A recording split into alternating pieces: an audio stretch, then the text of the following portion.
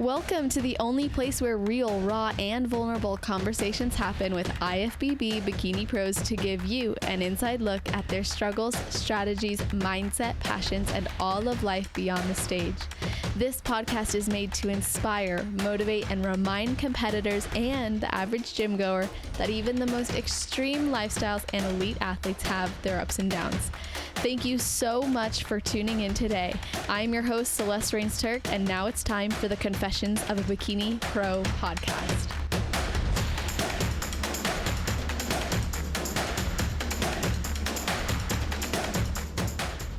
Today, we are not speaking with any average competitor. This IFBB Bikini Pro is a United States Marine Corps major with 15 years of service, a Naval Academy graduate, former Division I swimmer, and wife to a fellow Marine officer, and a mother of two.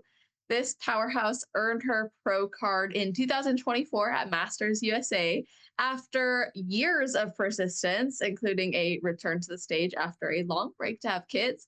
She's also a coach and business owner through her brand, Built by Brewer.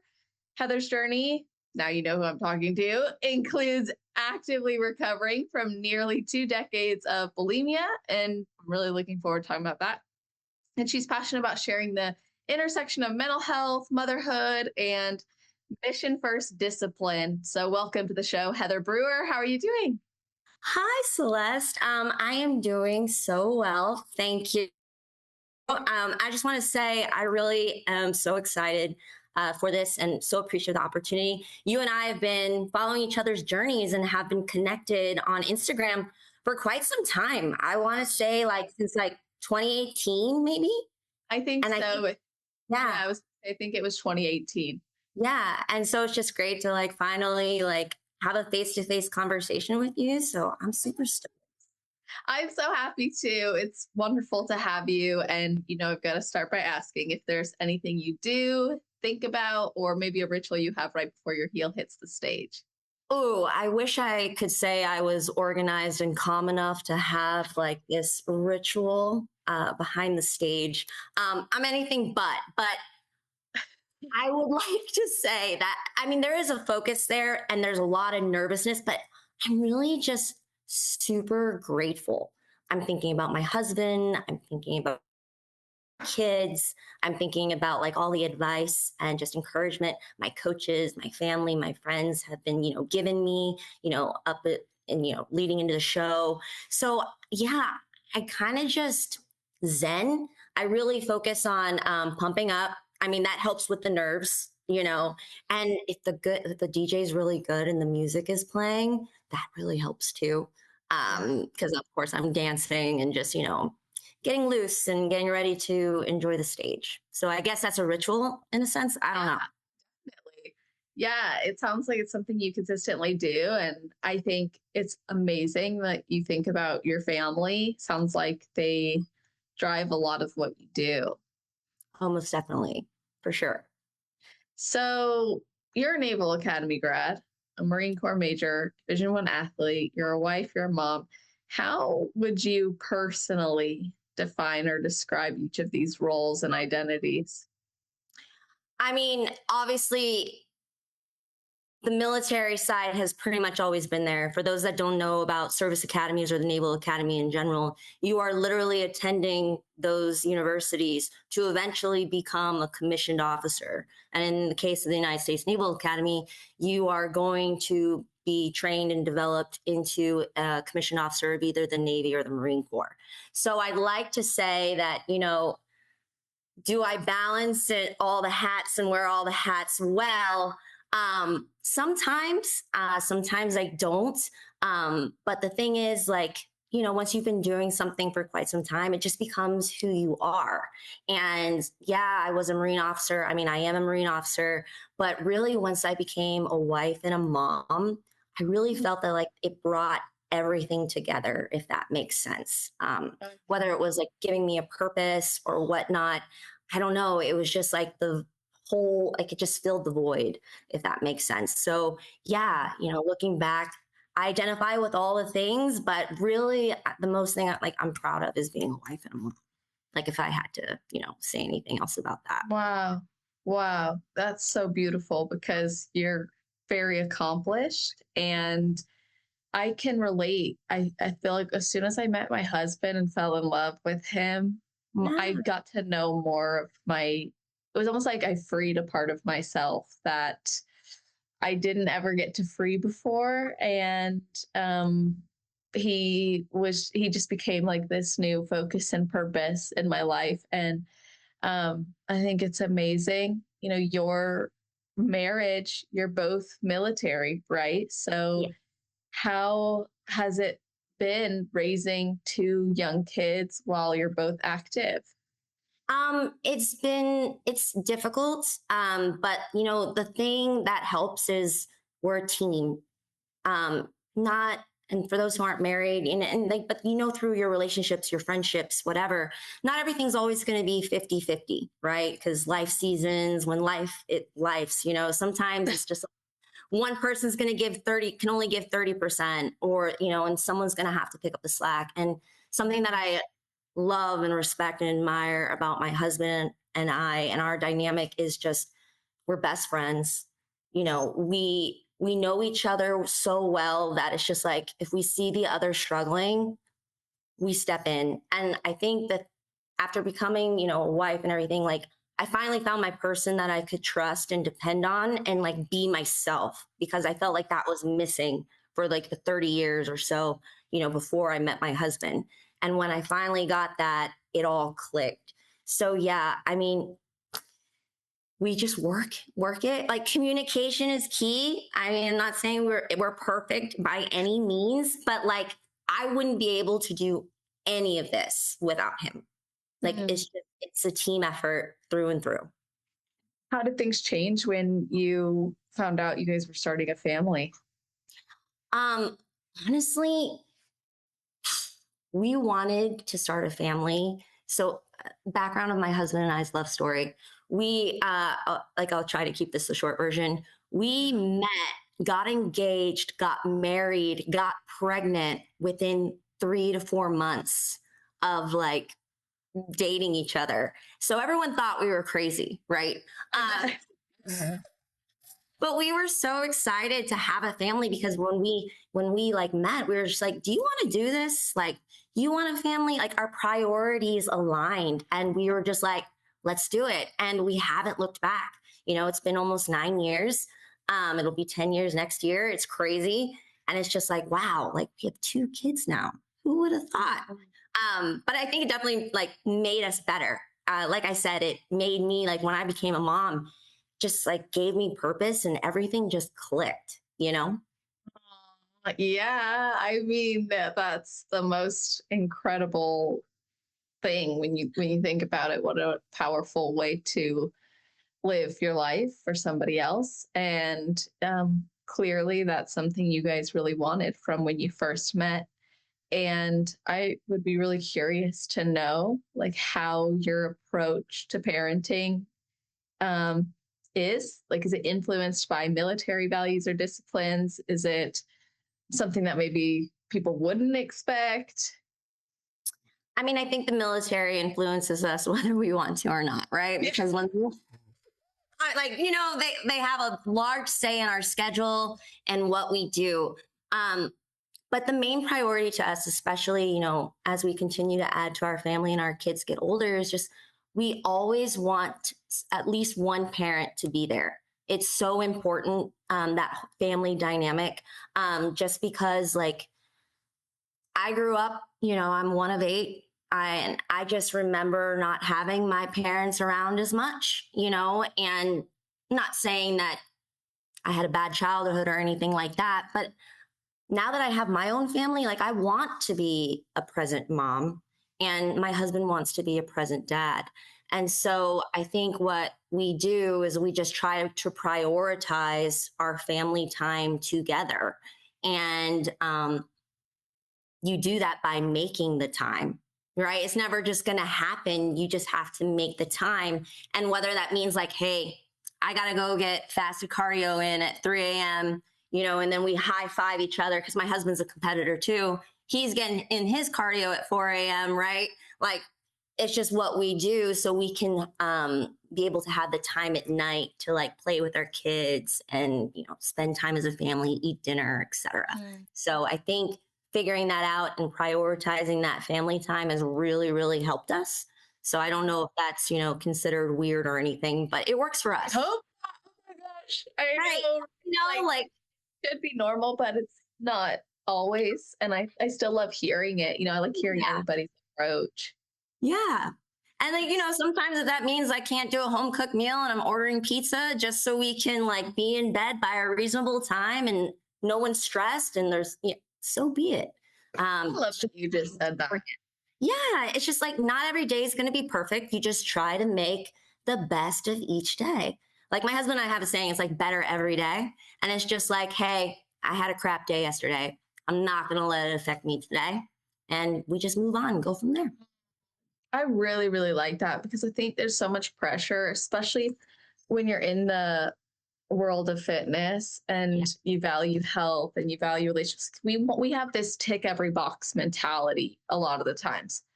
So then it's you can either fall short and let it derail everything, or you can fall a little bit short and go, well, okay, I just need to pick back up and move forward. So I'm curious how that's reflected in your own journey because you have been open about struggling with bulimia and talk about all or nothing approach, generally these extremes. So do you mind opening up about that?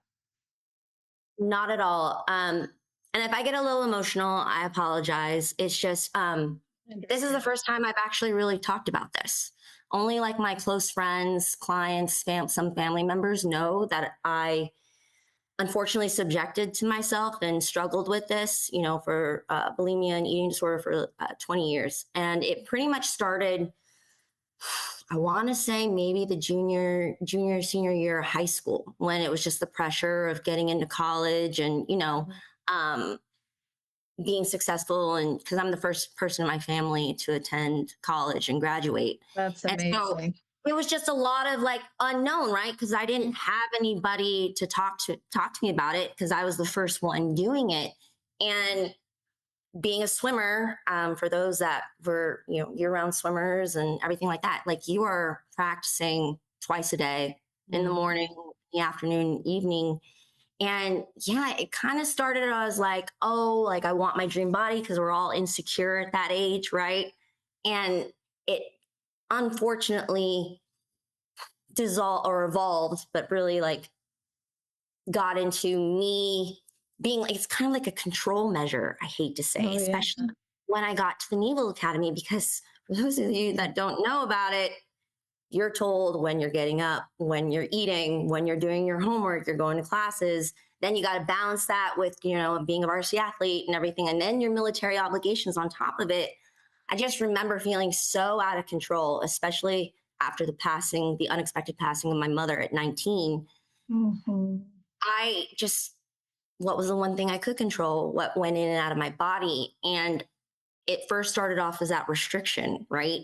And not to age myself, this is like 2005, the early, you know, like 2010s. And I think if you know around that time, that's when like Pinterest was really popular and everybody was talking about cardio and like don't eat carbs, calorie counting. And I went from this restrictive mindset to binging, right? And then feeling guilty about the binging to eventually bulimia. And it was just one of these things that spiraled for me. And I kept it from a lot of people. So, and it unfortunately got worse for me after I left the Naval Academy and got commissioned as an officer, because unfortunately you're not, at that time, you don't want people to know you're struggling, right? Because, you know, not a lot of people talked about mental health back then in the early 2010s, right? And I didn't want anybody to know that I was struggling with this disorder, because the thing is, if I can't take care of myself, how am I expected to take care and ensure the well-being of the men and women within my charge, right? So to go back to your original question, it honestly took me becoming a senior officer, a wife, and like eventually a mom to finally be like, we need to do something about this. Like, you need to talk to somebody. We need to find ways. You need to identify your triggers. We need to find ways to overcome it, because again, I don't know, I can't speak to other people who struggle with eating disorders, but for me personally, I don't think I will ever get over it, if that makes sense. What I've learned is that to identify my triggers and then just try to mitigate it as best and channel it into something else. You know what I mean? And I think that that was what really, really helped me eventually get over it. And competing was the big part of that. Really? Yeah, which is crazy, right? Because, the body dysmorphia and the pressure. But there was just this sense of like ownership and control. I guess my type A So personality, true. you know what I mean? Like, it just really, it just aligned with that, what I felt like I needed. And I just learned to use it to my advantage. And, it's worked for me since. And I understand that that's not the path for everybody, right? And I'm not going to sit here and pretend that I haven't had a slip up or anything like that. But it really helped me, again, channel and refocus, and shift my mindset, from being so obsessed with food, right? Because that's ultimately what an eating disorder is. You're just obsessed with food. Oh, yeah. And for those listening who don't know, like the difference between binging or binge eating disorder and bulimia is, with binge eating disorder, you're just consuming, you're not compensating. Whereas with bulimia, there's a compensatory behavior that follows the eating. Generally, that can be through purging. So that could be like vomiting, or it could be overusing laxatives. It could be overdoing exercise, restricting calories the next day, doing extra exercise, restricting food the rest of the day. So it can look, unfortunately, can look a lot like what people preach in the industry, which is why I do so much of what I do, because of how often I see it. It's unfortunate that it's almost become normalized, and it has been for a very long time. This normalized idea that you have to earn everything you eat. I can't even tell you, Heather, how many clients I have who come to me and they're so worried about eating on a rest day. And I've been there. That was me, been there. And then I'll send them that TDEE chart to show them, like, oh, you got to eat no matter what. Because it's that cycle too. If then they eat, the guilt. Right. And it's the guilt, and it's a vicious cycle. And I just want to commend you, Celeste, for what you do and what you bring to this community. And I just think it's so brave of you, because, like, again, we've known each other since 2018. I don't remember ever seeing anybody as vocal about the bad side of competing and everything like that. And you were that person. And I just want to commend you for that, because like you said, yes, unfortunately, it is a big part of what we do as competitors. And it is a big, I don't want to call it a problem, right? But like, it is a problem. And it's a problem. I don't want it, but it is unfortunately normalized, and everyone just says like, that's just how it is. And, and it's just, I just wish more competitors or people talked about it. And again, I'm just grateful that we're having this conversation and get out there, because it is unfortunately a problem that majority, I'm not even gonna say, like, pretty much everybody goes through. And if anyone says otherwise, they're either superwoman, superman, or they're liars. That's just my opinion. Yeah, you know what's so funny is every time I do an event and like I'm talking about stress management or something, I'll ask people like, oh, have you ever dealt with this? Or raise your hand, and if people are like kind of slow to raise their hand, I'm like, any one of y'all that doesn't raise a hand should come up and teach this, because trust me, I still deal with it. And if you know the hacks, tell me. But when it comes to food relationships, something else that I think is important to keep in mind when it comes to competing and it comes to our body is, there is this difference between something like an eating disorder compared to something like, let's say, depression or anxiety. And even anxiety somewhat could fall in line with this, but we'll put it in the other category. So what I'm trying to get to is, like, when it comes to seeking mental health support, it's less common for people to seek support for an eating disorder because on some level, they believe so strongly it's serving them. So, like for you, it was that control, it was intertwined with grief. And then you add on top of that, now it affects your physique positively, or it allows you to look a certain way that at the time was idolized. And then we conceptualize it as this is not a problem because look how good it is for my life. And so a lot of people don't seek support, or they don't know they're actually creating bad patterns. Right. Well, but then also too, they don't see the physical toll of what they're doing to their bodies, right? Like other than the obvious of, weight fluctuation and everything, like for me personally, my throat like was for stomach ulcers, right? It affects your teeth. And then like it causes, retention and bloating in your face. And I just look back and I'm just like, I wish, because like I see the signs now, but it was just like, I don't know. Like, I just wish someone saw that, if that makes sense, and called me out on it, just questioned me. Like, cause I feel like if I would have been confronted with it, like, you know what I mean? Like, I feel like I would have done something or been forced to do something about it sooner. Because it really took, like I said, me meeting my husband and like just being vulnerable and myself with him. And then obviously, for him to call me out on it and just be like, Heather, like your mother died of a heart attack. What do you think happens over a certain amount of time when you're, been bulimic for this long? Like that causes heart issues too. It does, major. Like, really like woke me up. And I was just like, you're absolutely right. And I did not seek professional help. And again, maybe it was my mindset at the time, being, a young officer and not wanting to put it out there. But like I said, I found ways to talk about it. And then I started reflecting on it more in the sense of like, okay, when I'm feeling, because you brought up anxiety, stress, right? When I'm feeling this, what is it that I want to do? Like, why do I want to do that? Why is it food? And then I just quickly realized, oh crap, my sleep is shit. You know what I mean? Like, oh crap, like I'm like completely vitamin deficient. No wonder like my cravings like are already bad, right? It's just, and it just started piecing it all together. And that's why I started learning nutrition and everything too, as I was like competing and training. And it was just like I said, it just helped me out all in the long run. But really it was my husband that was just like the mirror, like, here, Heather, look at yourself, Yes. It was that way. True. Yeah.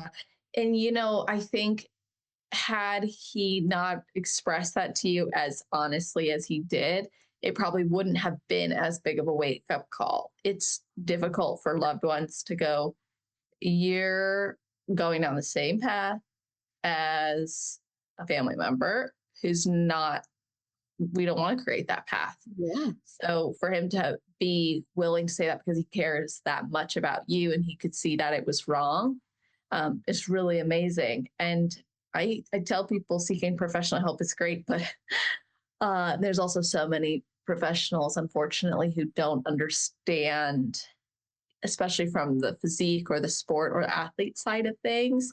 And it sounds like you navigated it so well on your own, just with that fire lit in you to do it. And like you said, there were slip ups and times that it was maybe more challenging than others. And it takes, this is another thing, whether you hire someone or not, like if someone were to come to me after this and say, I'm going to do your 5-week food relationship program, I'm going to do your free series, no matter what, they would still have to put in the work with the resources, with the coaching.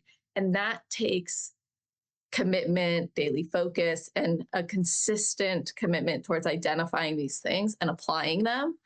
So when you said, okay, well, what is it that I really need, right? Is it more sleep, more vitamins, more relief of stress? What is it?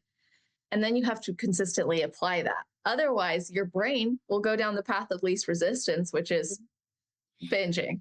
But you also got to just admit that you're vulnerable. Like that's another thing too, is like, you got to admit you have the problem, right? So you can take ownership in that process and do the work, because like, being a coach and everything like that, none of that works unless the client is willing to do the work.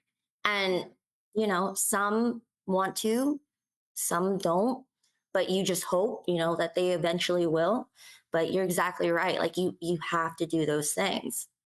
Yeah, absolutely. So I appreciate you being open about this. And Yeah. you said that bodybuilding was positive for you in this regard, which is also really cool. I'd be curious to hear how your like preps look and how you transition from prep to improvement season, knowing that that's oftentimes like it could be a trigger point for a lot of athletes.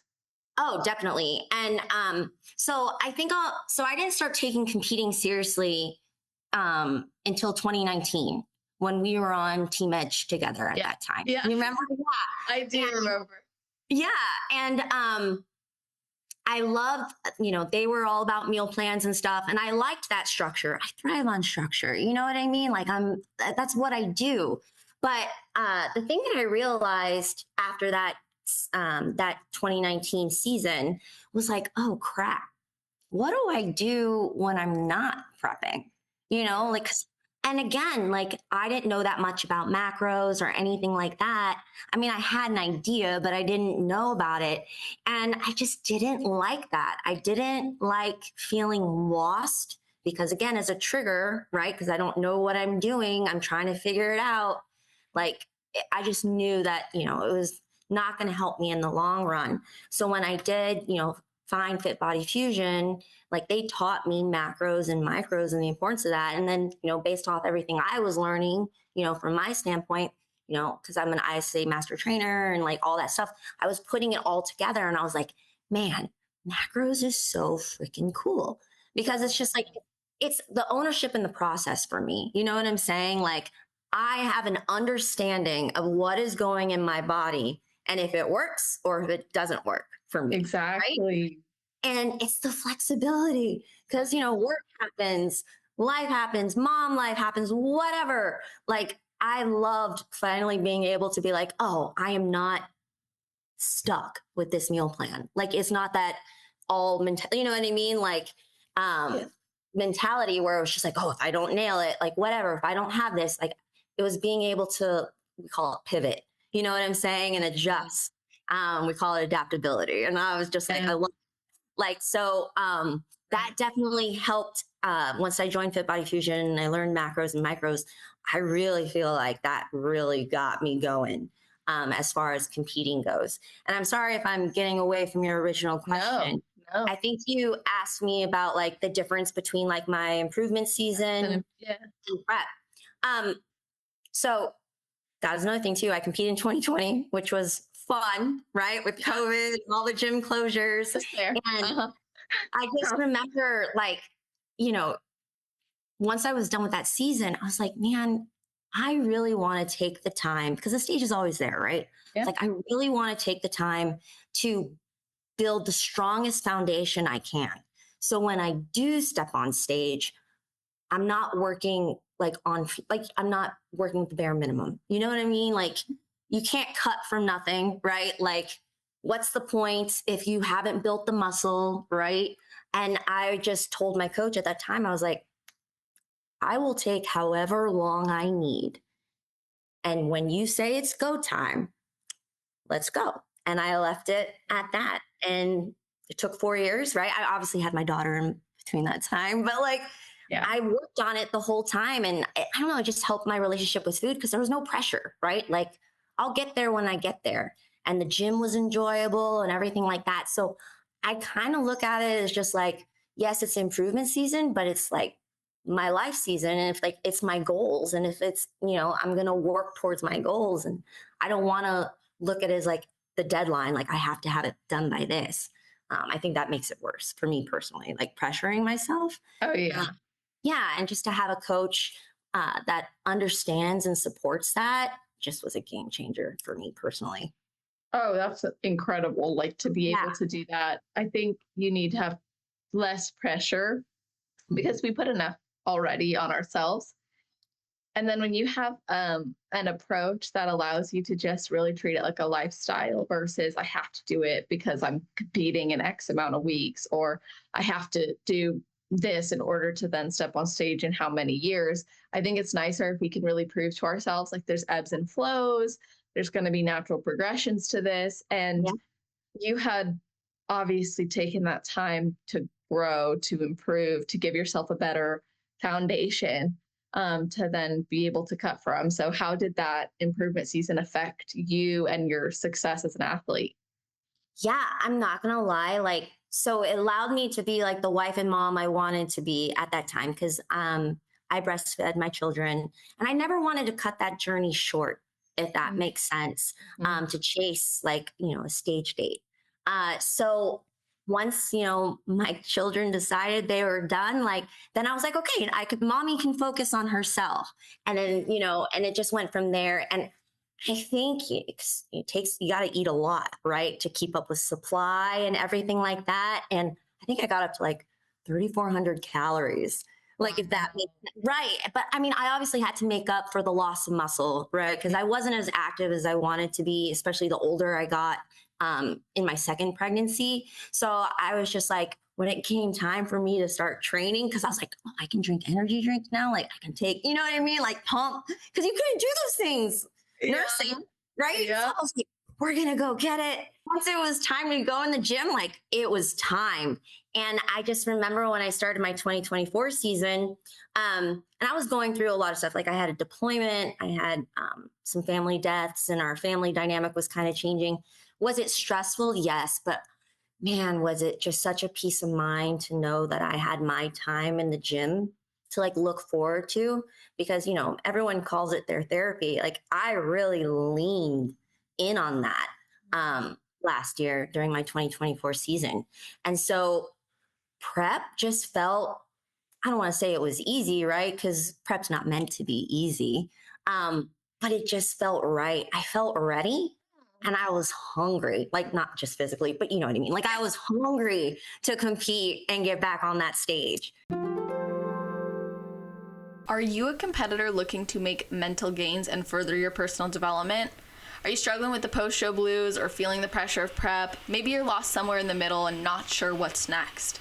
If you really want to make peace with food, your body, and your goals, then I highly recommend you check out my competitor card deck, which can be found at www.celestial.fit/cards. This is a free resource for competitors, and the deck includes 3 different series. One is affirmations and I am statements. Another is the thought-provoking question prompts that you could journal on or just think about. And the last deck includes action steps with specific mentorship that is going to support you in those areas of which I just mentioned. So whether you're looking to feel better in your own skin, develop a healthier relationship with food, feel more motivated, connect deeply with yourself, or really get into your mindset to bring you closer to your goals, then these cards are for you, and I would love to see you utilizing them. Again, you can visit www.celestial.fit/cards to download yours right away. So I guess there's a couple things I want to go back through, because when you came back, you obviously like had success coming back. You had first competed in 2019. You earned your pro card in 2024, though. So you went from 4th at Univers to 7th at Nationals and then 15th at USA's. Then you took those 3 years off and you came back to win your pro card. So during those 3 years, sounds like you prioritized family life. Your body really became the vessel for your children in so many ways. And then it was like this freedom of, I get to really pour back into myself. Like, so prep probably felt easier because you're so grateful, to be honest. I laugh at the word freedom because I was like, my body is mine. Like for the last almost like 2 years, I was busy making, a baby and then, like nurturing that baby. And then I was like, yes, like freedom is the perfect word. So yeah, when it was time for prep, I was like, let's go. Like, Yeah. I'm so excited. Yeah. And I went in with zero expectations. Like I will say that because again, I'll reiterate like the relationship I have with my coach, Jessica Reiser. I tell her like, hey, when you tell me I'm ready, like, but until then, I'm your typical good Marine. Yes, ma'am, no, ma'am, like following orders, like, and that's it. That's just how I view it. Yeah, I think that's really good, actually. And with your feedback, I mean, like for me personally, at my most recent show, I was like, I'm not getting feedback because I'm not planning on competing ever again. Did you know that you were gonna go from USA's to no? You're like, you didn't know you were gonna get pregnant and do the whole thing. Okay. I The thing I'll talk about my 2020 season is, and for those who look into my competitive history, I've never won first. Like, I think I got first in like a novice. I've never won an overall. I don't even think I ever placed higher than third in open. And then like at the time they're like, let's do a national show. And this was 2020. And I was like, okay, yeah, let's go. So my first time on the national stage was Universe. And like, I had brought my son at the time. He was 2, brought my husband. Like, this is my first time like being on the national stage. And I'm telling you, Celeste, I blacked out. I don't remember anything about, because I had never been around that many competitors. Like, it was huge. And I'm just sitting there like, I'm here for the experience. I'm so excited. Can't wait. And I got 4th at that show. Yeah. So as far as feedback, like, I didn't have any. I just went in to get the experience. And then the feedback I got was like, you know, a little bit tighter, a little bit more conditioning. And then glutes will always be a problem with me. Like, glutes are something I'm always doing and working towards. And, you know, and then, but you saw my 2020 season, I didn't get better. And at that time, like, I really wish I would have called it, but like the competitive, you know, nature in me, I really wanted to keep going. So I took that experience from 2020 and that feedback from 2020, and I used that as fuel, right? As like a plan to navigate like my 2024 season. And so like when I started prepping, it was like, we know we're doing glutes. Like, I'm very quad dominant, so I don't train legs. Being a swimmer for like practically all my life, I have a big back. Like, that's not an issue. It was pretty much shoulders and glutes. That's all I did. And yeah, my 2024 season went to the, I forget the name of it, San Antonio Classic in October. And I just went there again, 0 expectations, but wanting to compete and get my feet wet because it's been 4 years, right? I brought my kids. It was crazy. It was a lot of fun. And I got first in my class, but I didn't get the overall. And the feedback from Sandy was more glutes. And so there was this conversation, this honest conversation between my coach and I. And I was like, you know what? I really want to go for Masters USA. And she was just like, are you sure? And I was like, yeah.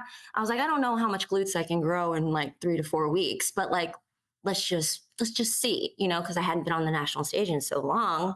I was like, I'd like to get that feedback, especially since now I'm a master's, you know, athlete.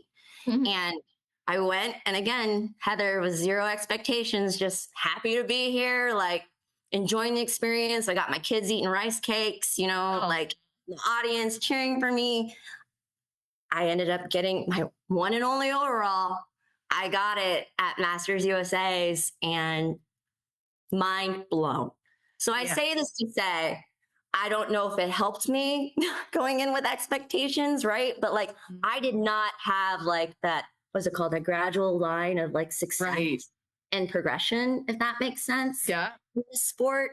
And I don't want to call it luck or anything because I did the work, right? But I mean, I'm just super grateful, and that experience and journey is mine and mine alone. So whether anyone can relate to that, I don't know, but that's what happened during my 2024 season. Well, I think it's a great reminder that what our placings are shouldn't dictate what we decide to do next always, because sometimes it's just a matter of like really trusting and following through on what is best versus letting a placing like inflate your head or deflate your head.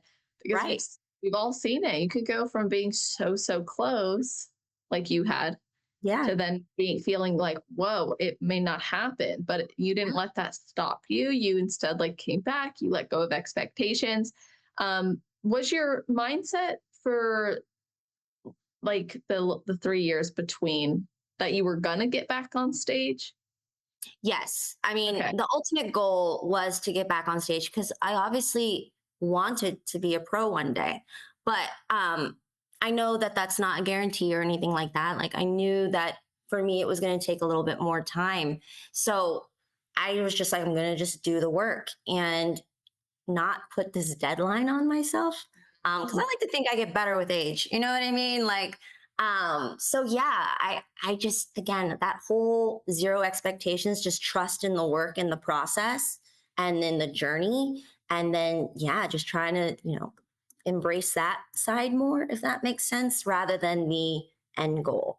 I think Mhm. what really helped my mentality, because I don't think a lot of people talk about when it comes to competing and prepping, they don't talk about the mental like strain prepping like puts on you. It's just as much as a mind fuck, you know what I mean? As like it is physically hard, you know?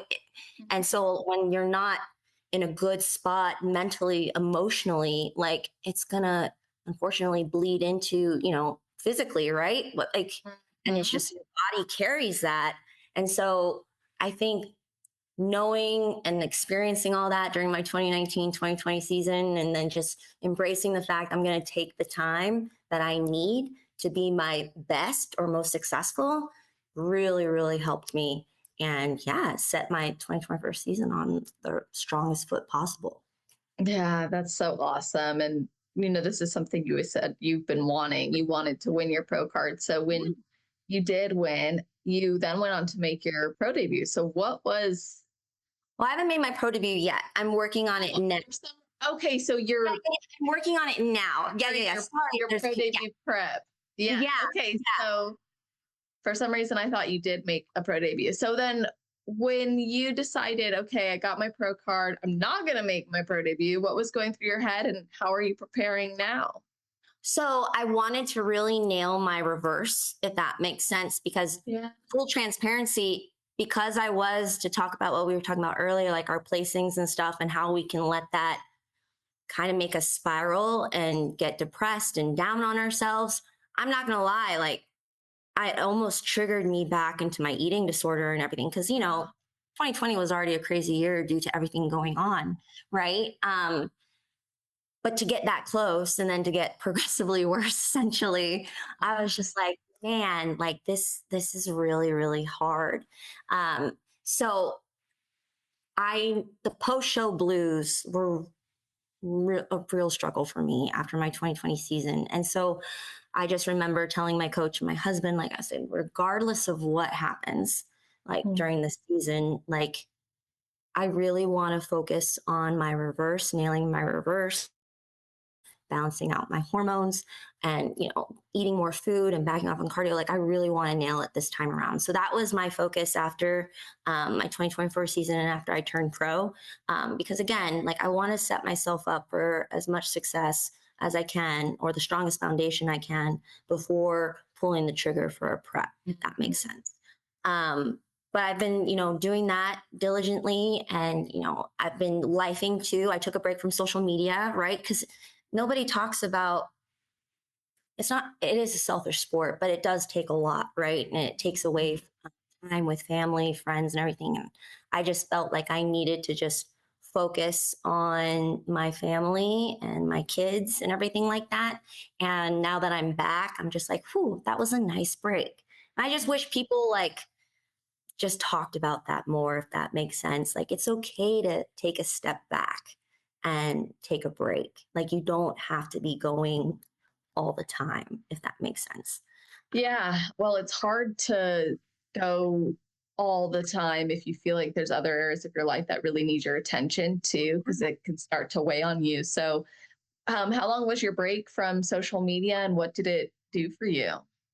Honestly, it was almost 6 months. I think I just got back on social media like a week ago, um, maybe 2 weeks ago. And I like it. I really do. I love sharing my life. Don't get me wrong. I love being transparent, everything. But scrolling sometimes and seeing everybody's highlight reel, right? Or, it's just, I don't want to do that to myself because, I let that stuff trigger me or, undermine me in the past. And I don't want that right now, because why would I want to start with that mentality, if that makes sense? Well, oh, Oh, go sorry. ahead. No, No, you yeah. go. So yeah, like, so I took that break and I'm excited. I feel refreshed, if that makes like it just, I feel refreshed, and I Yeah. feel ready to start sharing more and, um, yeah, getting back after things and, just seeing what happens. So awesome. I think it's cool that you were able to take that break and also that it felt good and refreshing for you because social media, like the way the algorithms work, I mean, it's designed to show you the same things. Like, Yeah. so if you're looking at competitors on prep, let's say, like, then it almost feels like it creates this false reality of like everybody does this, everybody looks like this, everybody's focused on their plan in this way, everybody's sacrificed. But it's like a very zoomed in, extreme version of a small part of our reality and of our world. And then when you get yourself out, like even just walking around the mall or a local community or sitting at a coffee shop, you see more variety of people and interests. And it's like, oh, yeah, wait, like this is all really great too.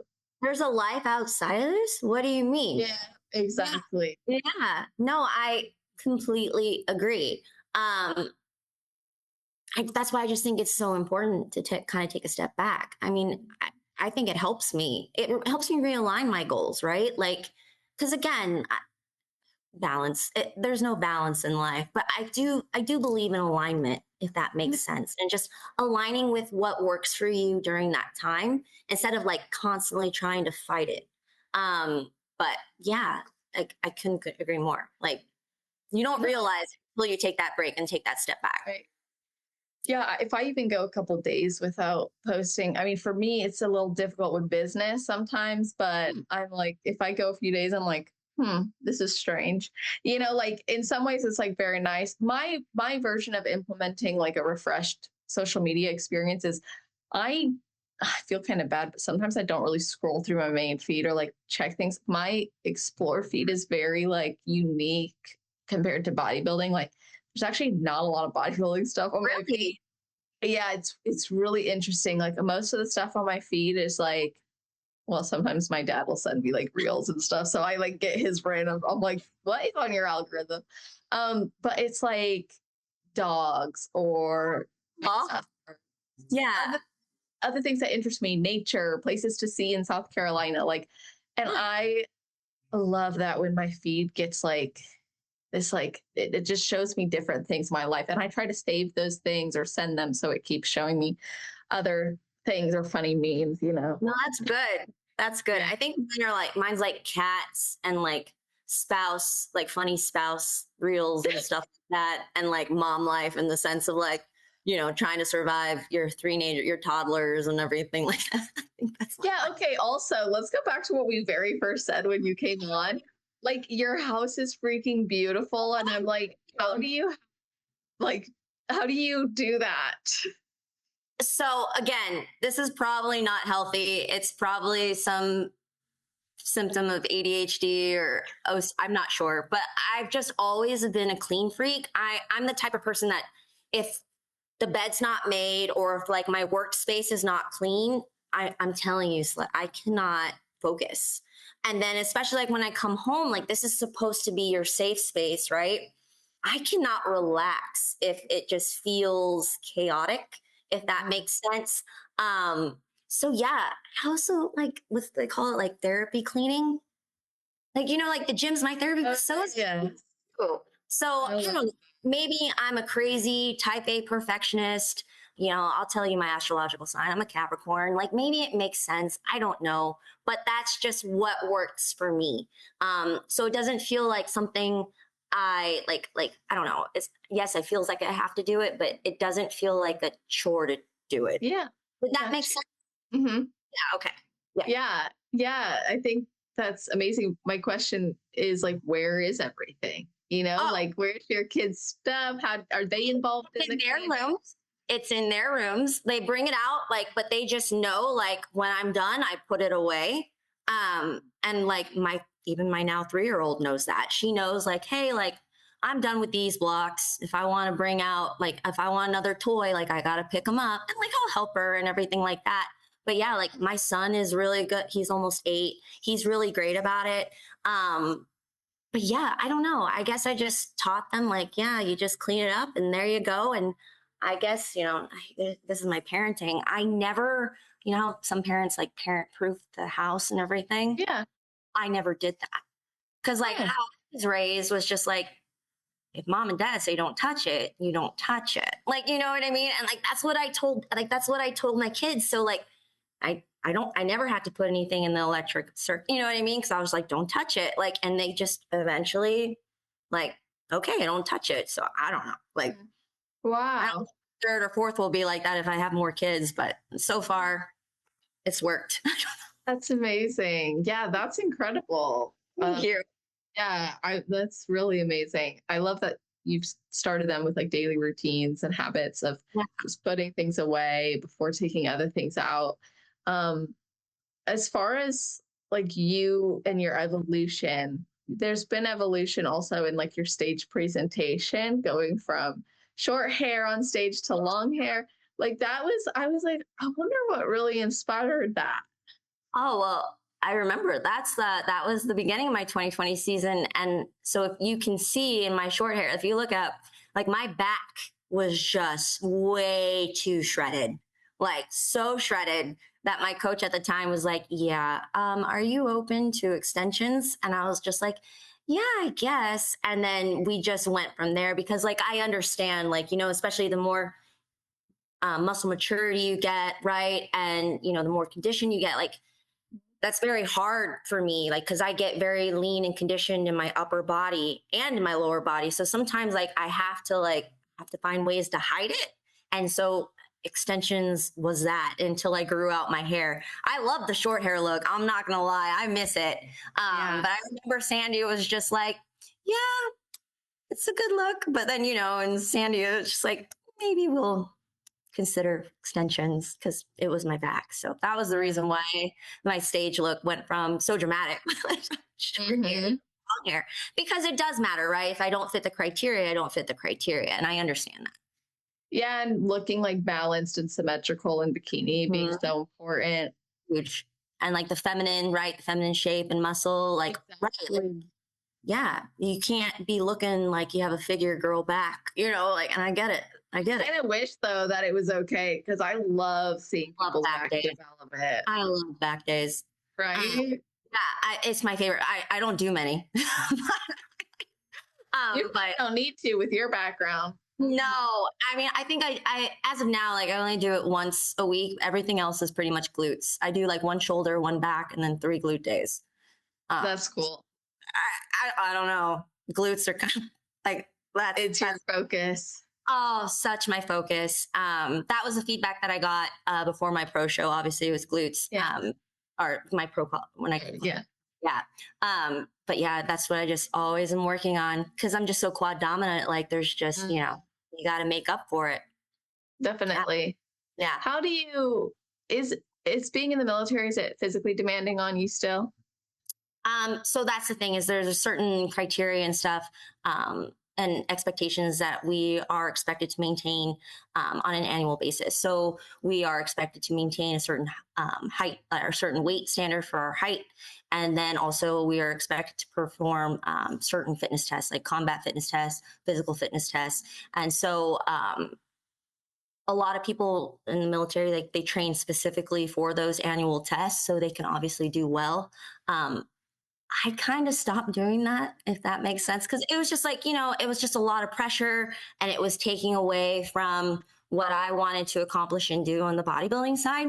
But what's crazy about bodybuilding is it just naturally like makes you fit. Like it does, like in the sense of just like from the strength training to the cardio endurance, like I personally don't have any issues when it comes to meeting these requirements, just because, and I'm sure it has to do with my age, right? I've been doing this for some time.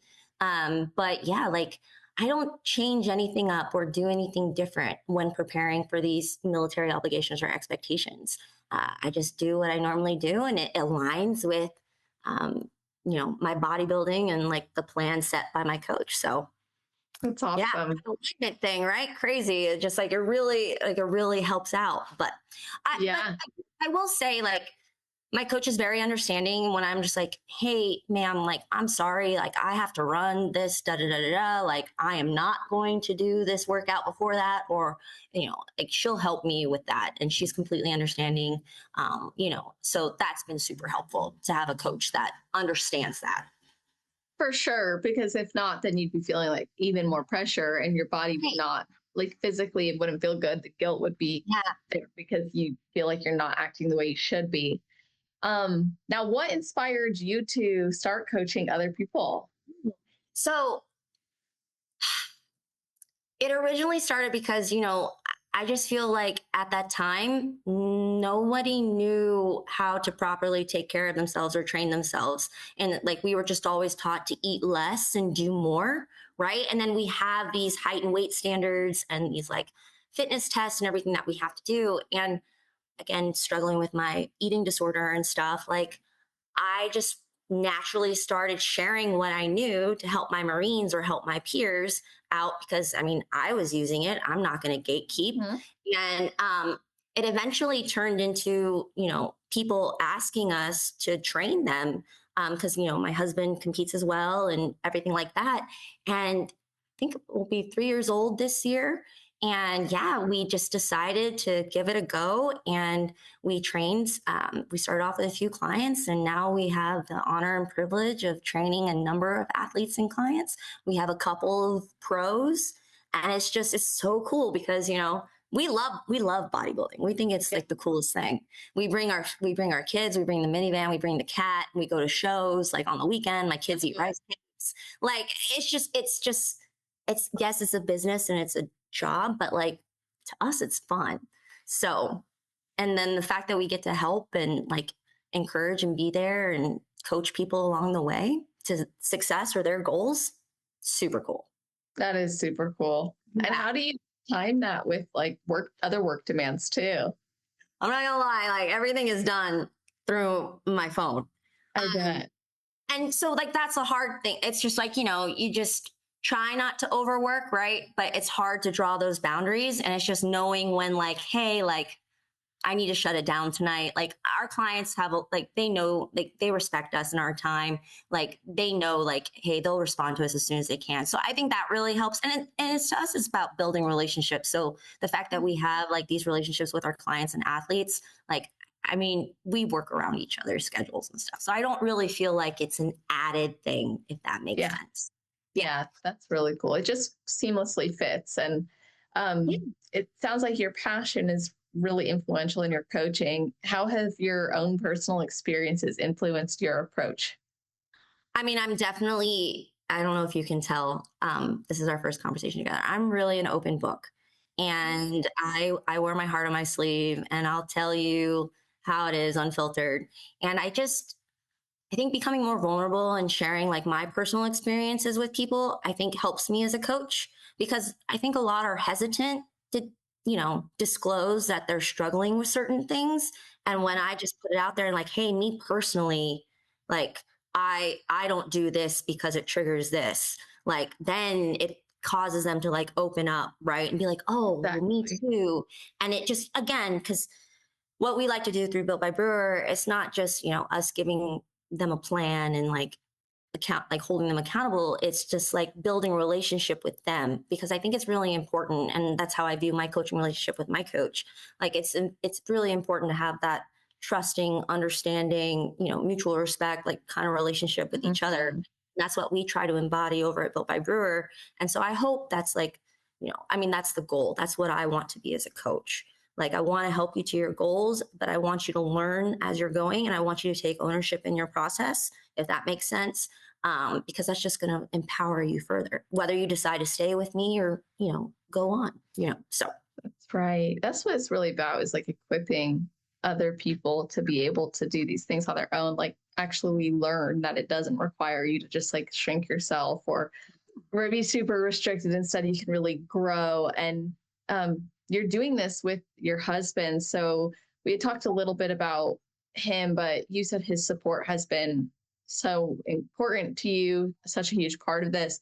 What have you guys done to prioritize your relationship, your marriage with each other through these years of change? Because, like you said, I mean, going from meeting to baby in the first 4 months, Yeah. um, yeah, I'd love to just hear like how you've prioritized your relationship.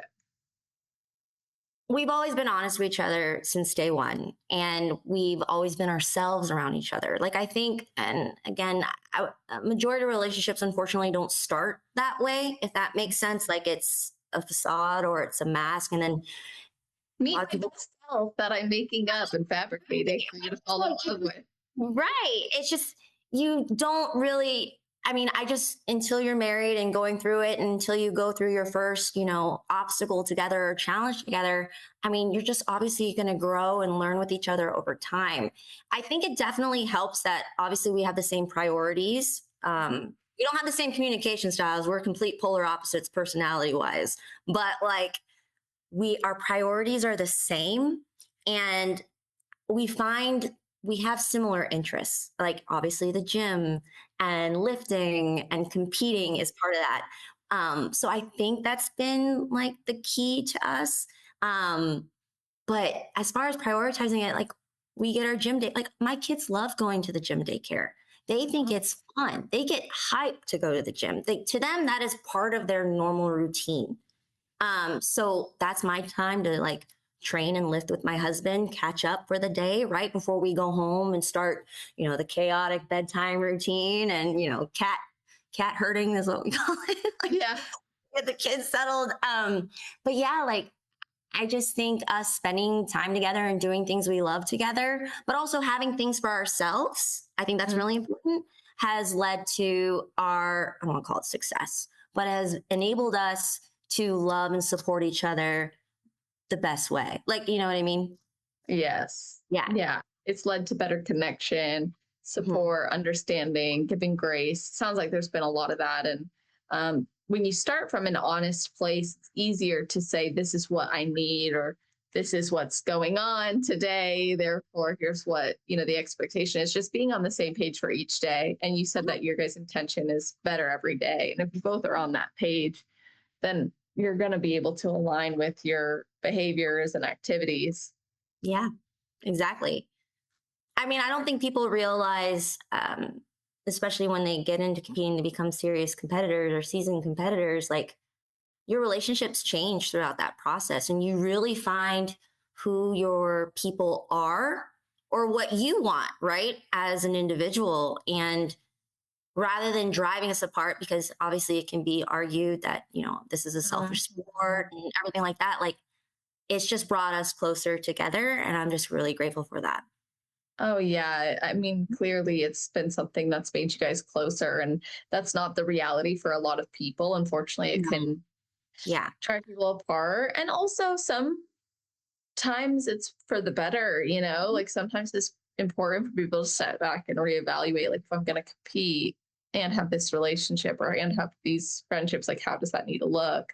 Yeah. So I want to get your best advice, but before I do that, is there anything I didn't ask you that I should have? No, I mean, I know I talked and went off on, some tangents and stuff. I love that, because that's what I like on this podcast. I'm an open book. So, no, I really, again, I've just really appreciated our time together, and I really appreciate the opportunity to just, talk about my experience, and whether anyone can relate to that, that's awesome. But no, I think, we talked about, I mean, that's pretty much everything I am in a nutshell. Well, I think you crushed it. And honestly, like your honesty, your vulnerability, willingness to share was so wonderful. And I think a lot of people are going to relate and probably feel a sense of relief, knowing like, okay, if she can do it, I can do it too. Or she was facing that, I'm facing that, and I can have the courage to overcome it. So I think that's great. Yeah, you're welcome. So best advice, let's go with best advice for someone who has never competed before but wants to, and then your best advice for someone on their road to pro.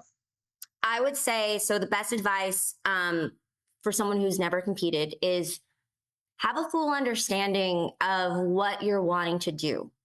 Like we brought this up earlier in the conversation. I don't think people realize the mental and physical toll that competing takes on you, and financial. Like, let's not pretend this is a cheap sport, right? So I think just being informed is going to definitely align your priorities and whether or not competing is for you. And then also for first time competitors, just know, like, take the time to find a good coach, right? But also just know that it's not the coach or the plan. Like, you have to do the work. You have to do the work.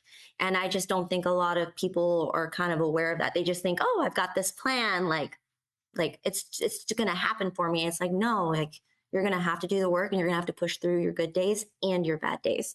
So that's my advice for first-time competitors. Be informed. And then again, just take ownership, know yourself. And then for those on their road to pro, take the time necessary. Don't put a expiration date on yourself. I think like someone asked me a similar question. I was like, don't put yourself in a box. Like, just again, like, it's your journey, embrace the journey, and, you know, celebrate who you become during that journey. And I think, again, like, going in with zero expectations other than the fact that, like, I did the work, I'm here to compete. I think that will set you up mentally and physically for the best, in my opinion. So I don't know if that's nice, but that's just, you know. It's good word. It is good advice. Yeah. And I think both of us can probably relate. Like, if we had known that early on, both of those pieces of advice, like, it would have been more beneficial in our journey. And clearly it's been from lessons you've learned and positive experiences that you've had, as well as the negative ones that have taught you something. So I appreciate you sharing that. And I would love for people to connect with you. So how can people follow your journey, work with you? Yeah, so you can find me on Instagram. I'm sorry, I'm the older millennial. I don't know much about like TikTok or anything like that, but Instagram, The Rip Mermaid, and then the coaching business my husband and I do together. It's called @Built by Brewer. And yeah, just message us on there. And that's pretty much, you know, where you can find me. Amazing. We will put that in the show notes. So you guys, that's always on celestial.fit/podcast. If you are listening right away, it'll be at the top of the page. If you're listening in the future, scroll down to the category section, which is alphabetized. Not only will you find how you can connect with us, but you're also going to see a full summary of the episode. You'll see a bulleted list of the topics we covered, and you're going to see episode timestamps so you can go back and listen to your favorite parts or share it with your friends, your family, let them know what stood out to you. And of course, if you feel inspired to tag us when you listen or leave a rating and review, all of that goes a long way for the show, but even further for us as women, as people. So thank y'all so much for tuning in. And I hope you have an amazing rest of your day, night, or morning, wherever you are in the world, while you are listening to this episode. Just make it awesome.